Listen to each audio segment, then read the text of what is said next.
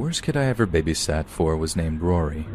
This all took place about 14 years ago now in a small town called Haddington, just outside of Edinburgh in Scotland.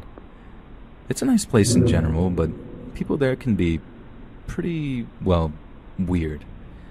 I'd have to be to volunteer myself for babysitting jobs in a small town like that, where suspicion and malice is rife, and there's a dark secret being hidden in almost every household there is. So, anyway, I'd always been sort of aware of Rory's existence. I'd gone to school with his older brother, Struan, for a few years, who was a similarly creepy little person, but I'd never really encountered Rory on a personal level. And that was all about to change. After I put the notice up in the local off-license that I was offering sitting services, I grew to dread it when my phone rang. I mean, it was mostly normal jobs, for normal families, but every so often I'd get a call and I'd just know it was going to be a bad one. And when I got the call from Rory's mom, I knew it was going to be rough. But I couldn't just turn down the job. If you get a reputation for being flaky or unreliable, the phone calls and the money quickly dry up. So once the family had promised me my usual rate, the job was on. It seemed pretty simple. Friday night, 6 p.m. until 10 p.m. with money for a takeaway delivery included. I arrived a few minutes early, just to kind of get myself oriented in the house. It's super important to know where the basics are, but also where stuff like plasters and other first aid supplies are located just in case the kid has an accident. Rory's parents seem pretty friendly, but the parents are always friendly when you're giving them a night off from parenting. But no matter how friendly and chirpy they were, you could kind of tell that they weren't exactly the most normal of families. So just before the parents leave for whatever event they were going to, they introduced me to Rory. And the moment I lean down to say hi, I can tell straight away he is not keen on the evening's proceedings. The first words out of his mouth are, "I don't like her." He looks at me, says nothing, then looks at his mom and dad and says straight up, "I don't like her." I just sort of laughed awkwardly while his parents reassured him that I was there to look after him and that they'd be back before he knew it. But still, the wee laddie glared at me, scowled, and then ran upstairs to his room before slamming the door. I'd be lying if I said that I hadn't faced that kind of hostility before, but it's also a huge buzz to win the kid over, to go from not wanting me there to not wanting me to leave. So Rory's parents leave, telling me he's got a microwavable meal in the fridge that I'm to heat up if and when he gets hungry. But I decide to employ my primary winning over tactic, walking to the bottom of the stairs and calling up, "Rory, I'm going to order a pizza. You can have some if you want. Just come downstairs whenever you're ready." Now this usually has a shy, moody kid smiling and warming up to me, but not Rory. He didn't make so much as a peep. I mean, if I'm honest, there was a moment that I thought he might have, climbed out of his bedroom window or something. I'm serious. That never ever happens when you offer pizza. So I go up, creep towards his room, and I'm about to knock when the door swings open, and the little guy has stood there, fury in his eyes, and he screeches out, "Get away from my bedroom!" before slamming the door in my face. It scared the absolute life out of me, so I just went downstairs and hoped the night would be over as quickly as possible. So since Rory didn't want any pizza, I ordered Indian instead. The delivery driver arrives, I get my food, and I'm sitting there eating it on the couch when I hear little footsteps coming down the stairs. Rory appears in the doorway, and I ask if he's hungry yet. He doesn't say a thing, not for a good minute, so I just kind of smile and carry on eating my chicken korma. "Do you have a boyfriend?" he suddenly asks. I nearly spat out a load of rice, just like this involuntary awkward laughter rising up from my throat. I mean, I literally couldn't believe he just asked me something like that. Of all the questions to make a babysitter feel incredibly awkward, this tops the list. I just reply "Yes, I do actually. He's lovely and he lives just around the corner actually." A lie, of course. I was painfully single at the time, but anything to deter the little brat.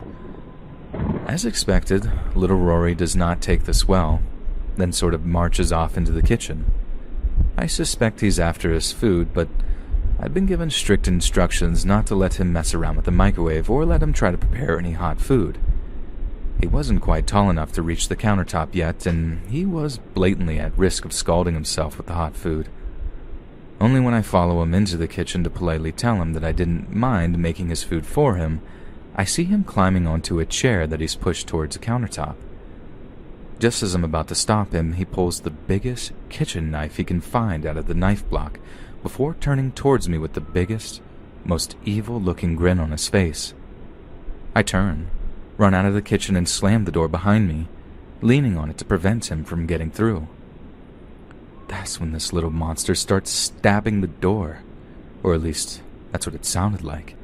And it wasn't the thickest of wood, so I squeal in fear and hold my body away from the door while leaning on the door handle.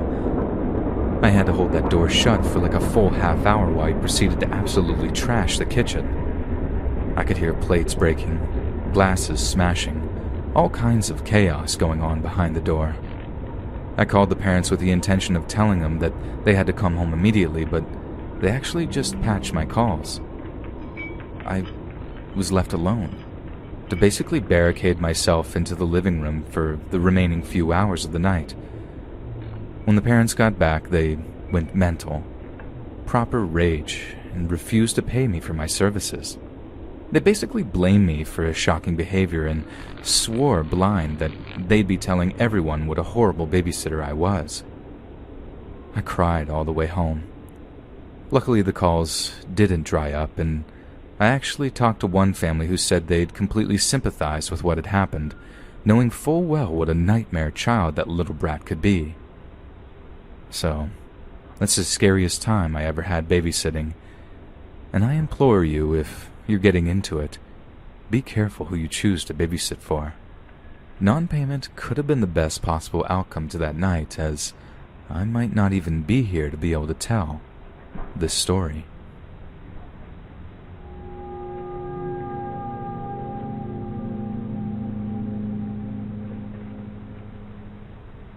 I've never been a babysitter, unless you count looking after my little brother on the odd occasion, but I do have a babysitter story for you all. This all happened back when I was about 10 or 11, as it was the last year of primary school for me, and I remember being really excited about going to big school, as my mom and dad phrased it.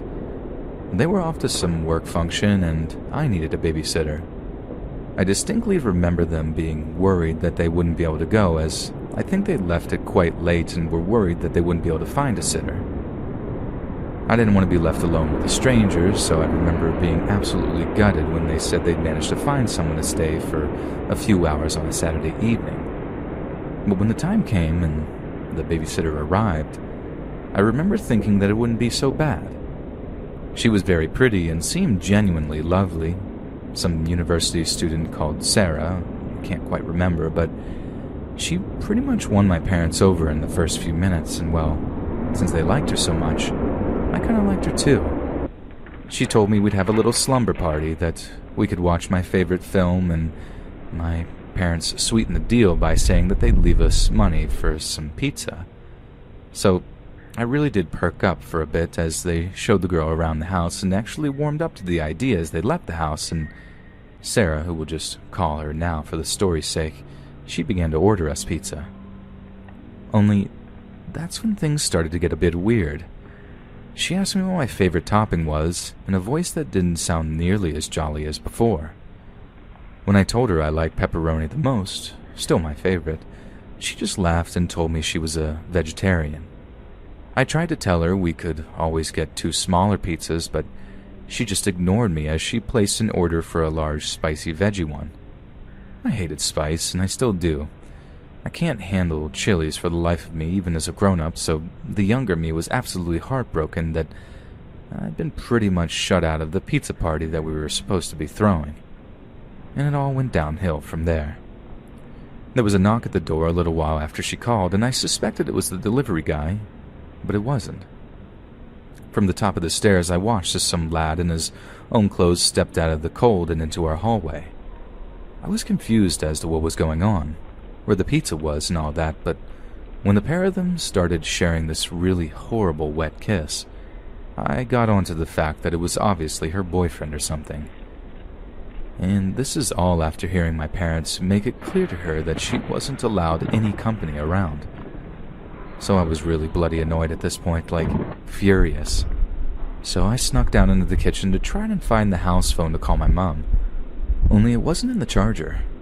I trot around for a wee bit trying to find the thing when I realized there's a good chance the babysitter had it with her. I walked down the hall to the living room where she and her boyfriend were, opened the door, and pretty much recoil at what I see. They're doing stuff, right there on the couch. Sarah screams at me to get out and shuts the door, and I respond with asking her for the phone. She doesn't even acknowledge my request, gets up from the couch with fury in her eyes and slams the door on me before screaming through the wood to get back up to my room and be quiet. I told her I was hungry, but again, absolutely no acknowledgement. So I went back up to my room and just bawled my eyes out. So it's pretty important to remember that this was like the mid-90s, back when the internet or mobile phones weren't exactly available or affordable for a family like mine. If this had happened nowadays, it would be a piece of pie to just phone my parents or, hey, even take a photo of the boyfriend being there and that would be that. But I just didn't have those options available to me, and even if I had, this girl was so conniving that she'd probably have found a way around it. But that sort of maltreatment wasn't what scared me. Yeah, it was upsetting, but another danger became more of a priority when I realized that they had trapped the family dog inside the living room with them. I went back downstairs facing my fears and hoping I could at least get Jazz out of the room with them. She was an Australian Shepherd, one of those dogs that's dead shaggy but also looks like someone spilled a can of paint over them or something. I loved her so much and I had to rescue her. So I knock on the living room door, only to get told to go away. I knock again, telling the babysitter that it was important that Jazz had to go outside to have a wee or for her to be taken on a walk so she could do a number 2. Again, she barked at me to go away. I wasn't about to let this happen to my best friend in the world though, so I pushed the door open just in time to see the boyfriend do something frankly unbelievable. So in England, we play cricket, don't we? And the balls are insanely hard. Like, I think they might be even harder than baseballs you Americans play with. Solid cork on the inside with a tough leather binding. People actually died from getting hit on the head with cricket balls. Jazz loved her cricket ball. We tried throwing tennis balls and stuff for her, but I think she just liked that leather smell the cricket ball gave off.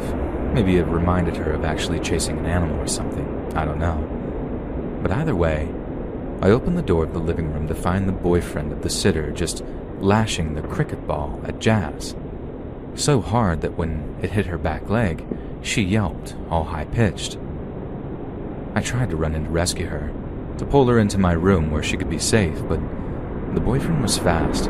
He pushed me back into the hallway, shut the door, and then I'm certain he wedged something against it, because I couldn't open it at all from then on. I went up to my room and cried myself to sleep, only waking up to hear my parents talking to the sitter when they got home. I didn't make a sound. I was just too scared. For some reason, I had it in my head that the boyfriend would hurt them. I don't know. Kids are daft like that, I suppose, but of course, he wasn't there. He left before my mom and dad got home. I think the real nightmare was that the sitter had actually spun some pure sob story about how I'd been really bad and terribly behaved all evening, how I'd been a brat and demanded this, that, and the other, and they made a huge bloody mistake, the absolute wankers, because that cricket ball had left a huge welt on Jazz's hind leg, and when my dad found out that, I'd at least been partially telling the truth about what they'd been up to. And God, you should have seen how livid he was. I won't bore you with the petty details, but let's just say that sitter and her boyfriend ended up actually getting arrested on animal cruelty charges, and I know for a fact that he ended up getting convicted and fined for it. So, I suppose a silver lining to a truly terrible night, but be careful who you're hiring to sit your kids, people.